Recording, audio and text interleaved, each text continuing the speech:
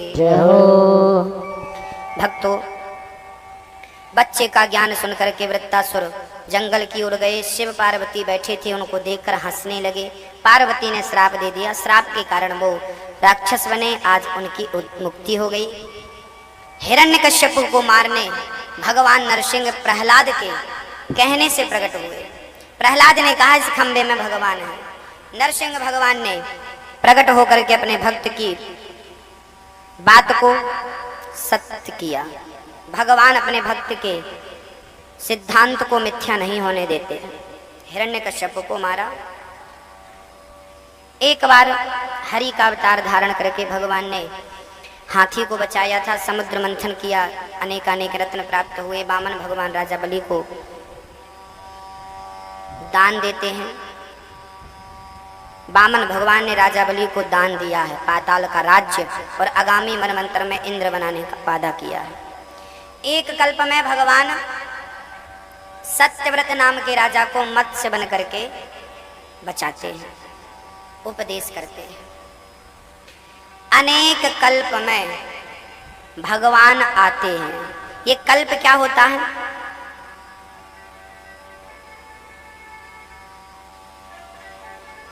मैया जी, ब्रह्मा जी की उम्र कितनी है? ब्रह्मा जी की उम्र है 100 वर्ष, लेकिन उनका एक दिन कितना बड़ा है सुन लीजिए। जैसे 7 दिन बीत जाए तो एक हफ्ता होता है, सप्ताह। 30 दिन बीत जाए तो एक माह होता है। 12 माह बीत जाए तो एक वर्ष होता है। ऐसे ही जब सतयुग, त्रेता युग, द्वापर युग, कलयुग जब ये 1000 बार बीत जाते हैं तब ब्रह्मा जी का एक दिन होता है। इतना बड़ा एक दिन। ऐसे ब्रह्मा जी की 100 वर्ष की उम्र है। ब्रह्मा जी के एक दिन में 14 मनु होते हैं। 73 चतुर्युग का एक मनवंतर होता है। जब 73 बार 73 बार जब सतयुग, त्रेता, द्वापर, कलयुग, सतयुग, त्रेता, द्वापर, कलयुग, सतयुग, त्रेता, द्वापर, कलयुग जब 73 बार बीत जाते हैं तब एक मनवंतर होता है। एक मनवंतर में इंद्र बदल जाते हैं। इंद्र की उम्र कितनी है? हर मनवंतर में इंद्र चेंज होते हैं। अभी पुरंदन नाम का राजा इंद्र पद पर आसीन है। आगामी मनवंतर में राजा बलि इंद्र बनाए जाएंगे। 14 मनवंतर, 14 मनु होते हैं, 14 मनवंतर होते हैं। और जब ब्रह्मा जी के ऐसे 100 वर्ष बीत जाते हैं तब भगवान नारायण एक पलक झपकाते हैं। ये सृष्टि की गणना है।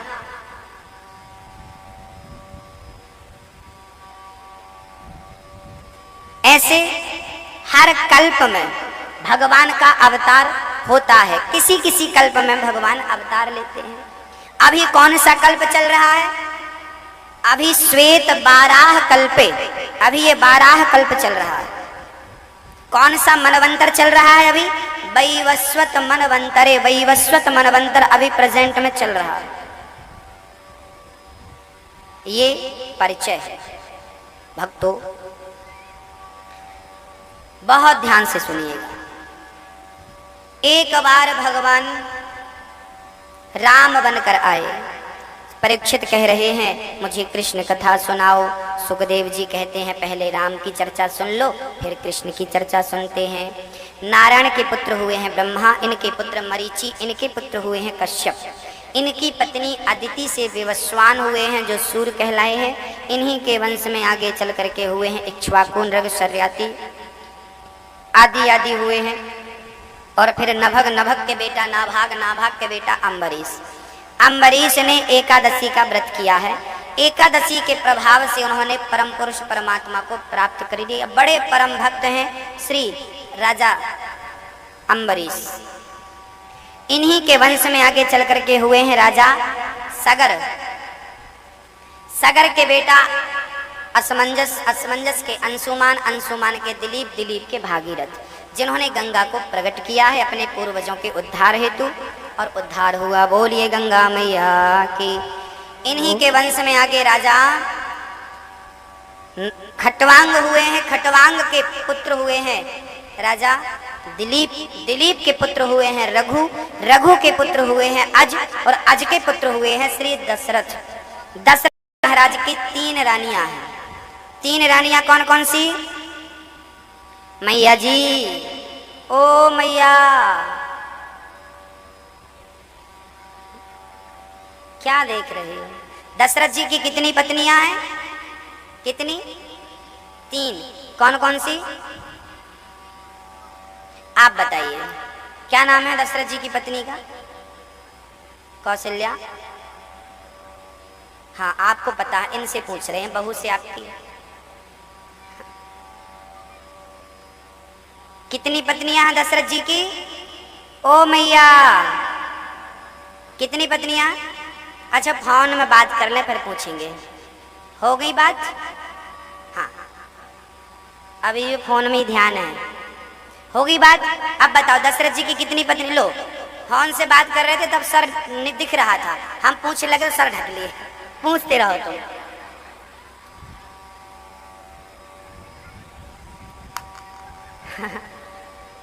दशरथ जी की 3 पत्नियां हैं, कौशल्या,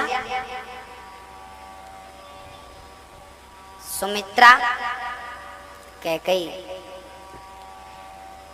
राम, दशरथ जी, कौशल्या के पुत्र का नाम क्या है? राम। कैकेयी के पुत्र का नाम क्या? नाम कैकेयी के पुत्र का नाम भरत। और सुमित्रा के पुत्र का नाम लक्ष्मण और श्री शत्रुघ्न जी महाराज। ये 4। दशरथ जी का बुढ़ापा आ गया, अभी तक कोई संतान नहीं थी।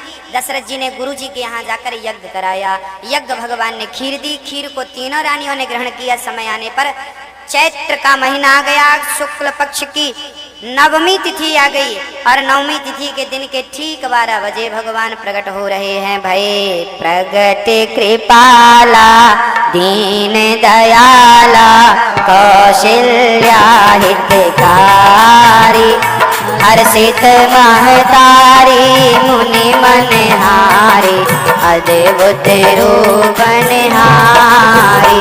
लो रामा तन श्यामा, निज आयुध भुज चारी, भूषण वन माला नयन विशाला, शोभा सिंधु करारी। ये भगवान राम की स्तुति है। याद है आपको कि नहीं? किस किस को याद है? और बाकी लोगों की याद नहीं है? आपके बच्चे कितने हैं? याद है कि भूल गए? 3 बच्चे हैं आपके, याद बराबर है। और ये राम जी की स्तुति याद है कि नहीं? नहीं महाराज, हमें इससे क्या लेना देना, हमें तो बच्चों की लातें खानी है बस, वो याद है। बच्चे याद है, खेती कितनी है याद है, पर भगवान याद नहीं है। अरे खेती याद है, बेटा बेटी याद है, लेकिन जिसने खेती दी, बेटा बेटी दिया, जिसने ये शरीर दिया, उसी को हम भूल गए। कितना बड़ा दुर्भाग्य है। उसी की स्तुति तो करो जिसने आपको सब कुछ दिया। ये स्तुति याद कर लो, और आपके घर में ये स्तुति रोज होनी चाहिए। श्री रामचंद्र कृपालु भज मन हरण भव भय दारुणम, नवे गांज लोचन कांज मुखे करे कांज पद दारुणम, कांतार्थ अगणित अमित छवि नव नील नीरज सुंदरम, पट प्रीत मानव दलित रुचि सुचि जनक सुतावरम, भजो दीन बंधु दिनेश दानव दैत्य वंश निकंदनम, रघुनंद आनंद। हे रघुनाथ जो है ना, आनंद को देने वाले। ये स्तुतियां रोज किया करो, और भगवान का नित्य दर्शन किया करो, कल्याण होगा। दशरथ जी के यहाँ 4 बच्चों का जन्म हुआ। खीर खाने के पश्चात दशरथ जी खूब आनंद मनाए। बधाई हो, बधाई हो, राम लला की बधाई, यशोदा कौशल्या मैया बधाई हो, लाला भयो है। राम जी के जन्म की बधाई है, भरत जी के जन्म की बधाई है, शत्रुघ्न जी के जन्म की बधाई और श्री लक्ष्मण जी के जन्म की बधाई। ढेर सारी बधाइयाँ। राम जी का जन्म हुआ, जन्मे है चारों भैया। अब राम जी का जन्म हुआ तो जरा जन्म हुआ भगवान का तो जरा झूम लेते।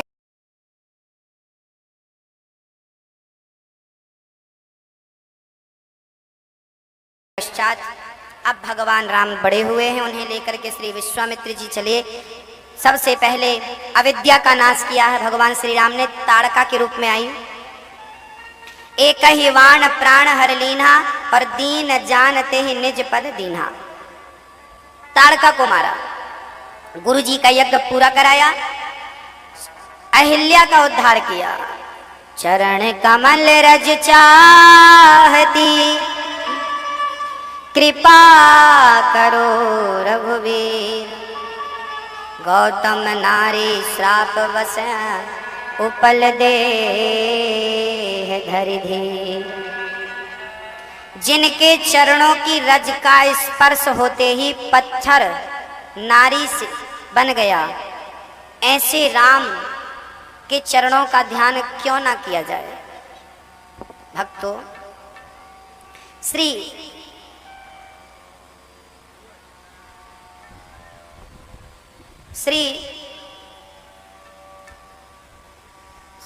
सुखदेव जी महाराज राजा परीक्षित से कहते हैं, राजन, राम जी ने ताड़का को मारा, राम जी के चरणों की रज ने अहिल्या का उद्धार किया। सीता स्वयंवर की ओर राम जी बढ़े। बड़े बड़े राजा धनुष उठाना चाह रहे थे, पर धनुष हिला भी नहीं। ये धनुष बड़ा शिव जी का वो धनुष था, भयंकर था, कोई नहीं उठा पाया। राम जी ने उसे यूं ही पुष्पों की तरह उठा करके और डोरी चढ़ानी चाहिए, टूट गया। सीता मैया ने आकर माला पहनाया, राम जी ने माला पहनाया। राम और सीता का विवाह संपन्न हुआ। दशरथ जी बारात लेकर आए, चारों भाइयों का विवाह हो गया। राम जी का विवाह किससे हुआ? राम जी की पत्नी का नाम बताओ। क्या? सीता मैया। भरत जी की पत्नी का नाम बताओ। हाँ? क्या नाम है?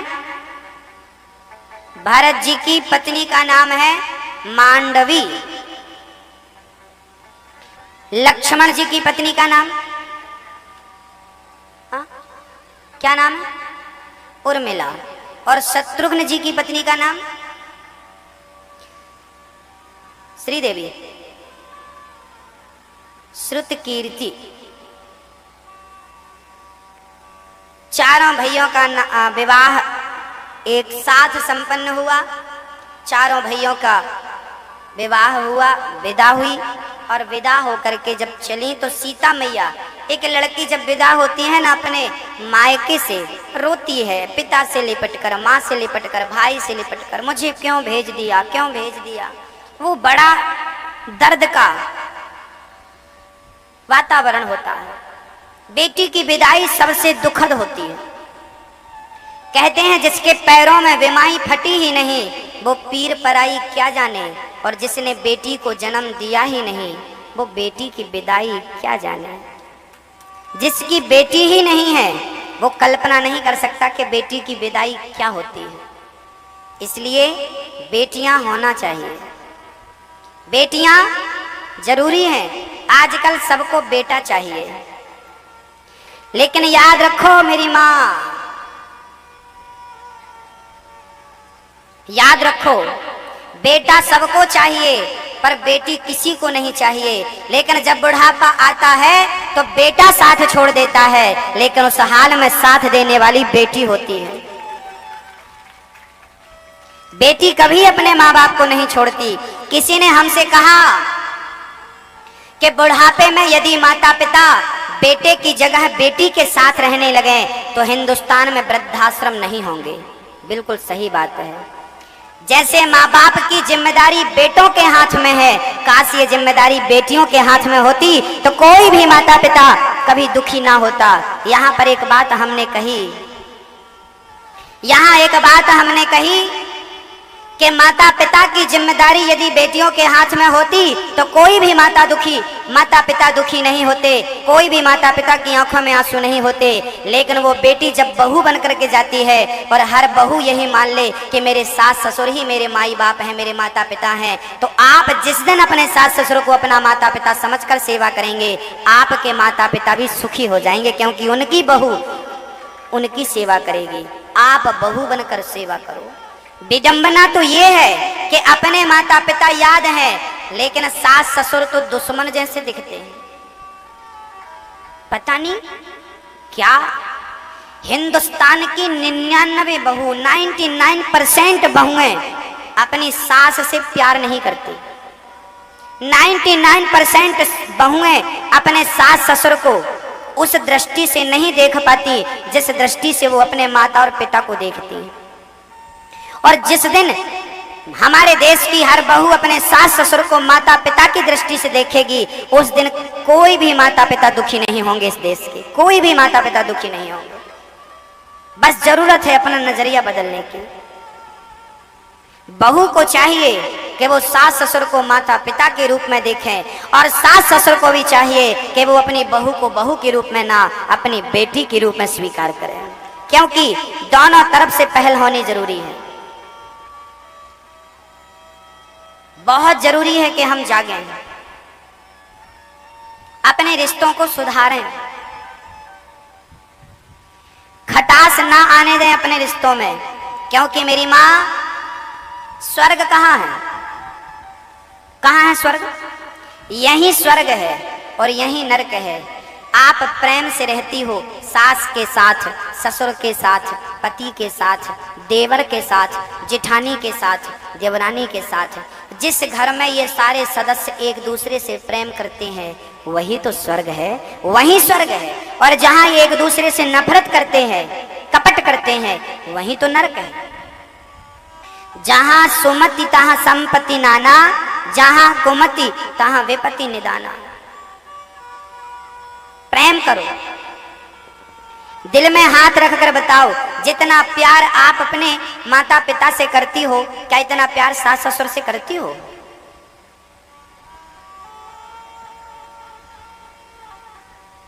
सबको हंसी आ गई।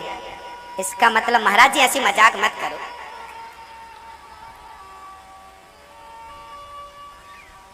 और जितनी सास यहाँ बैठी हैं, आप भी अपने दिल में हाथ रखकर बताओ, जितना प्यार तुम अपनी बेटी से करती हो, क्या इतना प्यार तुम बहू से करती हो? करो। यदि करती हो तो मैं आपको नमस्कार करता हूँ, और नहीं करती हो तो करना शुरू करो। जिस दिन आप, ये आपकी भलाई के लिए कह रहा हूँ, उसमें मेरा कोई फायदा नहीं है, जिस दिन आप अपनी बहू को बेटी मान लोगी और बहू माता पिता मान लेंगे, उस दिन आपका घर स्वर्ग बन जाएगा। स्वर्ग। ईश्वर भी आपके घर में आएंगे और आपकी घर की रोटी खाना चाहेंगे, क्योंकि आपके घर में प्यार है। प्यार से सबरी ने जूठे बेर खिलाए तो खाए। यदि प्यार से वो सबरी के घर जा सकते हैं तो प्यार करो ना आप, आपके घर क्यों नहीं आएंगे? एक की समझदारी से काम नहीं होना, दोनों की समझदारी चाहिए। गाड़ी के दो पहिए हैं, दोनों ठीक होंगे तो मंजिल प्राप्त होगी।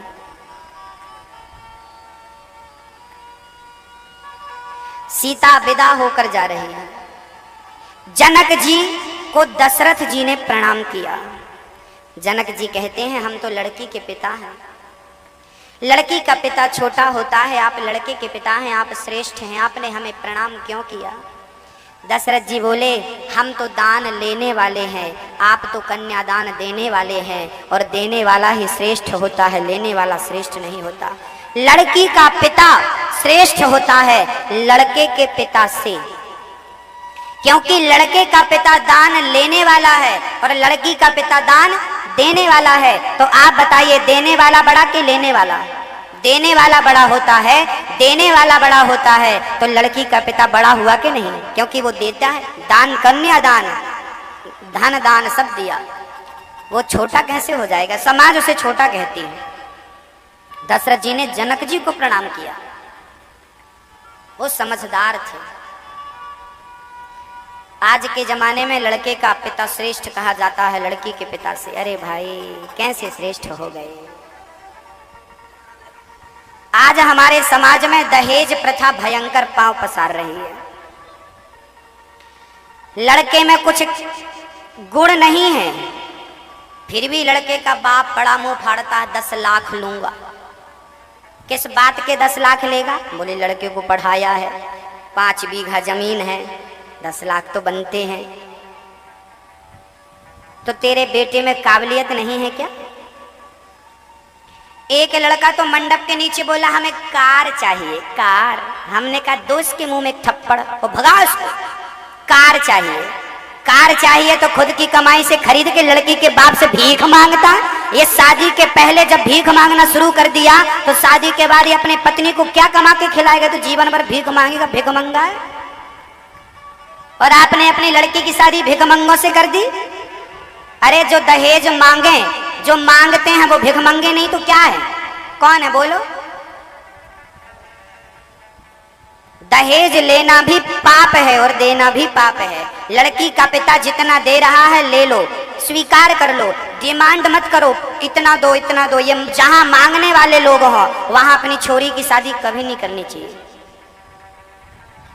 आपके यहाँ दहेज मांगते हैं कि नहीं? लोग मांगते नहीं? मांगते।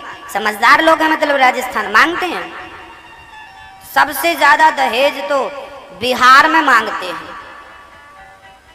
यहाँ भी मांगते हैं कि नहीं मेरे को यहाँ की बहुत जानकारी नहीं है। मैं ये बोल रही हूँ मांगते हैं, मांगते होंगे तब तो बोल रही हूँ। दहेज प्रथा बंद करनी चाहिए और ये लड़के की समझदारी से हो सकता है। लड़के के बाप को बहुत मांग लोभ सवार है, उसका बस चले तो लड़की के बाप को भी बेच के खा जाए। लड़के का बाप ना क्या पढ़ा लिखा लिया, वो तो इतना दो इतना दो। बेटे को बेच देता है लड़के का बाप। भाई तुम 9 लाख रुपए दे रहे हो, सौदा तय नहीं हो पाएगा, 10 लाख रुपए फलाने ने बोल दिया है तो 10 लाख जो देगा वही। तो ये तुम्हारा बेटा है कि आलू प्याज है?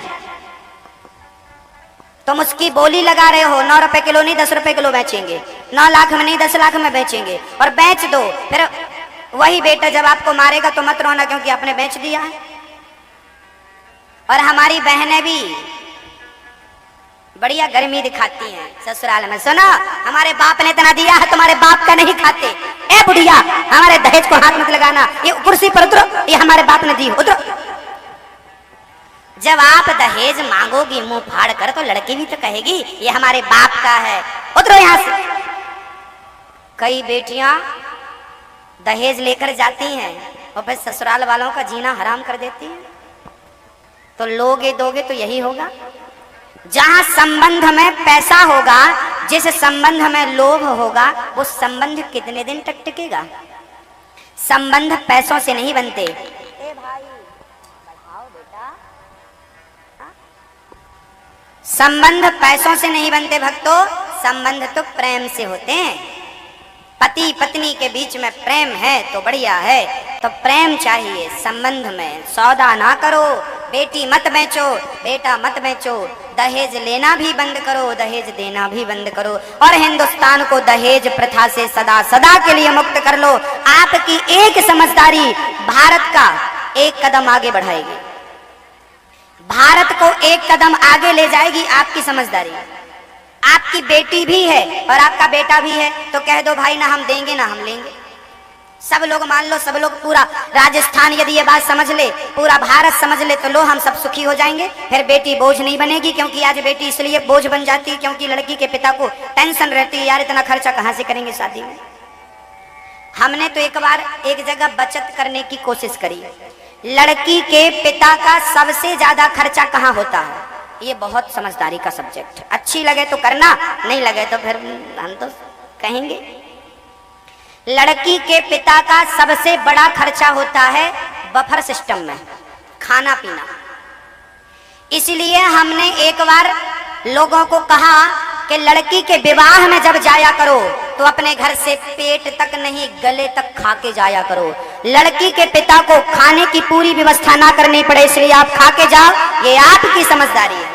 लड़की के पिता के 5 लाख रुपया बच जाएंगे क्योंकि बफर में टेंट वाला और खाने वाला इतना पैसा लग जाता है, 2.5-3 लाख रुपए तो लग ही जाते हैं। ये एक्स्ट्रा खर्चा है। और आप खा के जाओ तो बताओ लड़की के बाप के 3 लाख रुपए बचेंगे कि नहीं? यदि हिंदुस्तान का हर नागरिक समझदार हो जाए। एक तो लड़की का बाप इसलिए खिलाता है, नहीं खिलाएंगे तो लोग कहते हैं यार तुमने लड़की का ब्याह कर लिया, हमें खिलाया नहीं, अपने घर में खाओ, तुम्हारे घर भुखमरी मची क्या? बताओ।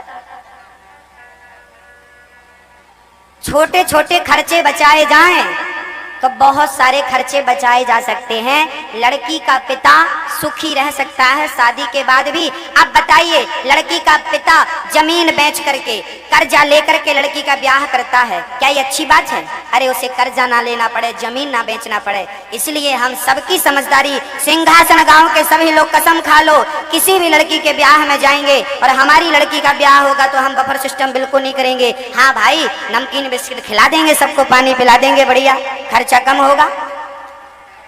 यदि ये सारे लोग समझदारी से करें तो लाखों करोड़ों रुपए खर्चे बच जाएंगे और बहुत आनंद होगा। आपके पैसे का सदुपयोग होगा। फिर किसी गरीब बेटी का विवाह भी आप उसी पैसे से करा सकते हो। आप किसी गरीब परिवार की बेटी को 10,000 रुपए दान कर सकते हो। लो भाई, हमारी तरफ से बेटी के ब्याह में खर्चा कर लेना, गरीब परिवार हो कर लेना, तो हमारा देश खुशहाल बन जाएगा।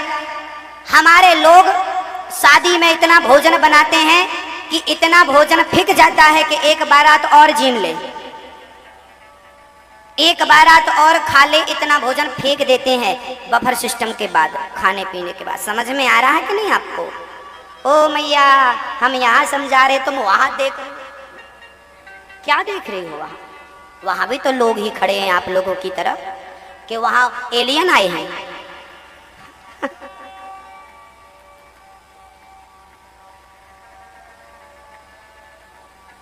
पर आदत से लाचार हो। बोलो राधे राधे। तो क्या समझ में आया? दहेज लेंगे कि बंद करेंगे? किस किस को समझ में आया सब्जेक्ट? समझ में तो सबको आ गया, पर उसका अनुसरण कौन कौन करेगा हमें जरा बता दो। कितने लोग करेंगे? उठाओ। दहेज लेना भी बंद, देना भी बंद, उठाओ कौन कौन इसका समर्थन करता है? ओ डोकरी, तुझे चाहिए दहेज इतना सारा? छोरे की शादी महाराज कल से बंद करना, भी शादी तो हो जाए इस महीने में, बाद में फिर देखेंगे। उठाओ, दहेज लेना भी बंद, दहेज देना भी बंद। आइए अब आरती की ओर चलेंगे थोड़ी ही देर में। और भगवान राम वनवास गए हैं, जहां अन्य लीलाएं उन्होंने पूरी की हैं। जटायु का अंतिम संस्कार भरत जी चित्रकूट में मिलने आए, उनको वापस किया, पिता का संस्कार करके आए थे। राम जी ने दशबरी को नवधा भक्ति दी और बाली को मारा। हनुमान जी लंका गए, सेतु का निर्माण हुआ। रावण कुंभकर्ण को मार करके, मेघनाथ को लक्ष्मण जी ने मार करके, राम जी रावण की जगह पर विभीषण को राजा बना करके और लंका का राज्य अपने भक्त को दे करके वापस आते हैं। अयोध्या में भरत जी से मिलते हैं। नंदीग्राम में भरत जी को प्रेम से हृदय से लगाते हैं। राम जी राजा बन गए हैं, सीता मैया रानी। बोलिए राजा रामचंद्र भगवान की जय हो। राम जी को 14 वर्ष का ही वनवास इसलिए हुआ था क्योंकि उस दिन से रावण की 14 वर्ष की ही उम्र शेष बची थी। आइए अब हम कृष्ण जन्मोत्सव का दर्शन करते हैं। प्रेम से दर्शन करने के पश्चात आरती उतारेंगे, प्रसाद लेकर प्रस्थान करिएगा। भगवान नारायण के पुत्र हुए हैं, भगवान नारायण के पुत्र हुए हैं। ब्रह्मा, ब्रह्मा के अत्रि, अत्रि के चंद्रमा, चंद्रमा के बुध, बुध के पुरुरवा, पुरुरवा के पुत्र आयु, आयु के पुत्र नहुस। इन्हीं के वंश में हुए हैं श्री वसुदेव जी। वसुदेव जी का विवाह हुआ है देवकी के संग। कंस बहन को विदा करने जा रहा था। कंस बहन को विदा करने के लिए जा रहा था। उसी समय आ जाए नंद बाबा है, यशोदा नंद बाबा मंचासीन है। कंस ने विदा की, आकाशवाणी हुई, कंस आठवां गर्भ तेरा काल बनेगा। जेल में बंद कर दिया देवकी और वसुदेव को, जेल में बंद कर दिया कंस ने। वसुदेव जी ने कहा तुझे पुत्रों से भय है, मैं पुत्र ला कर दूंगा। बंद कर दिया। पहला बेटा हुआ वसुदेव जी का, पहले बेटे को मार दिया, देवकी के पहले पुत्र को। दूसरे पुत्र को कंस ने मार दिया। तीसरा, चौथा, पांचवा, छठा, छठवें, सातवें गर्भ को भगवान ने देवकी के गर्भ से निकालकर रोहिणी के गर्भ में ट्रांसफर किया। वसुदेव जी रोहिणी के गर्भ से श्री बलदाऊ भैया का जन्म हुआ। बोलिए बलराम भैया की, बलदाऊ भैया की। 8 8वें गर्भ में भादों का महीना है, भगवान श्री कृष्ण आए हैं। भादों का महीना है, कृष्ण पक्ष की अष्टमी तिथि है, रात्रि के 12 बज रहे हैं। और जैसे ही रात्रि के 12 बजे देवता स्तुति करके अपने अपने लोक को गए। सत्य व्रतम सत्य परम त्रिसत्यम सत्यस्य योनिम निहितम च सत्य सत्यस्य सत्यमृत सत्य नेत्रम सत्यात्मकम त्वाम शरणम प्रपन्ना। हे प्रभु, मुझे अपने चरणों की भक्ति दो और कंस का उद्धार करो। भगवान प्रकट हो रहे हैं। नसीथे तमुद्भूते जायमाने जनार्दने देवक्याम दो विरूपिण्याम विष्णु सर्वगुहाशया। रात्रि के 8 जैसे ही 12 बजे भगवान चतुर्भुज रूप में प्रकट हो गए। बोलिए कृष्ण कन्हैया लाल की। शंख चक्र गदा पद्म लेकर भगवान प्रकट हुए। देव की वसुदेव ने स्तुति करी। प्रभु भगवान ने कहा हमें यशोदा के यहाँ गोकुल छोड़कर आओ। वसुदेव जी बोले हम बंधन में बंधे हैं, कैसे जाएं? तब भगवान ने कहा हमें मस्तक पर रखो, सारे बंधन से हम मुक्त कर देंगे।